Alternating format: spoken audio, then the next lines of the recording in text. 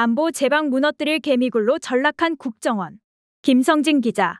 국가정보원이라는 조직의 존재의 이유, 즉 본질적 책무는 우리의 자유를 수호하는 것이다.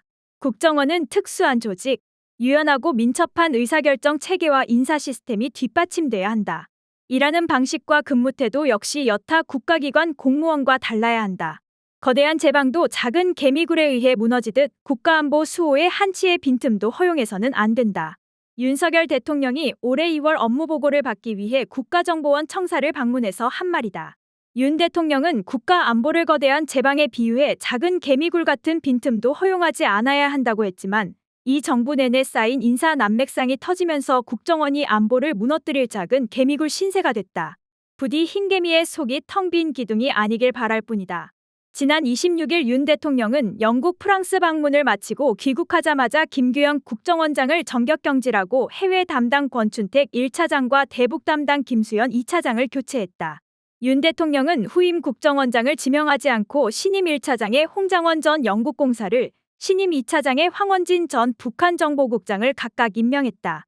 국정원은 당분간 신임 1차장이 원장 직무대행을 겸하게 된다. 원장 후임 인선도 없이 수뇌부를 한꺼번에 교체한 것은 국정원 내부에 쌓여온 인사 난맥상이 골물대로 골맞다가 터졌다는 신호로 읽힌다. 국가정보기관의 내부 인사잡음이 외부에 감지될 정도라면 지극히 비정상적인 신호다. 이러한 근간에는 인사 파동이 자리 잡고 있다. 아이러니하게도 말끝마다 자유를 강조하는 윤 대통령 집권 뒤 자유의 천병이라는 국정원은 끊임없이 인사 파동에 시달리고 있다. 윤 대통령 최측근으로 꼽히는 검찰 출신 조상준 전 국정원 기획조정실장이 지난해 10월 임명 4개월 만에 돌연 사퇴하면서 이들의 내부 권력 암투가 수면 위로 떠올랐다. 당시 조 전 실장의 사의 표명 배경에 김 전 원장과의 갈등설이 거론됐다. 이들의 갈등 배경 중에는 전 정권과 관련된 인사 처리 문제가 있었던 것으로 알려졌다. 이후 지난 6월엔 대통령 재가를 받은 1급 인사가 일주일 만에 번복되는 일이 벌어졌다. 60여 년 국정원 역사에서 찾아볼 수 없는 초유의 사태였다. 사태 배경으론 김 전 원장 최측근의 인사 전횡과 반대파 반발이 거론됐다. 당시 이 갈등은 언론에 보도되면서 국정원 내부에서도 크게 문제가 됐다. 김 전 원장과 권 전 1차장의 불화설도 불거졌다. 박지원 전 국정원장은 6월 인사 파동 당시 국정원 조직이 붕괴 직전이라고 경고하기도 했다. 김 전 원장의 최측근은 6월 인사 파동 이후 의원 면직된 것으로 전해지지만 내부 파벌 다툼은 여전했다. 김 전 원장 최측근이 인사에 개입하려는 정황이 드러나 대통령실에서 조사에 들어갔고 김 전 원장 측도 불화설이 있었던 권 1차장에 대해 직무감찰에 들어가는 등 내부 갈등은 극에 달했던 것으로 보인다. 이딴 붕괴 경고에도 최고 정보기관이라는 곳이 권력 암투에만 집중했던 셈이다. 윤 대통령의 전격적인 수뇌부 인사 조치에 대해 언론은 대통령이 기강문란을 좌시할 수 없어 조치한 것이라고 해석하고 있다. 그러나 국가 최고정보기관이 1년 반 가까이 인사 파동을 겪고 있음에도 방치해 안보를 무너뜨리는 작은 개미굴로 만든 것은 대통령 본인이다. 국정원 고위 인사는 대통령실이 관여했던 만큼 대통령의 책임을 따지지 않을 수 없다. 정치권 일각에선 국정원 내부 암투 뒤에 대통령을 위시한 검찰 세력이 영향력을 행사한다는 말까지 나온다. 국정원이 인사 파동에서 헤맨 사이 정보력에도 구멍이 생겼다. 지난 1일 국정원 국정감사에선 제중국 탈북민 500여 명이 조직적으로 북송될 동안 국정원이 사전 징후조차 파악 못했던 것으로 드러났다. 해외 활동도 부진한 국정원이 벌인 일이라곤 권한에도 없는 중앙선거관리위원회 보안 점검이었다.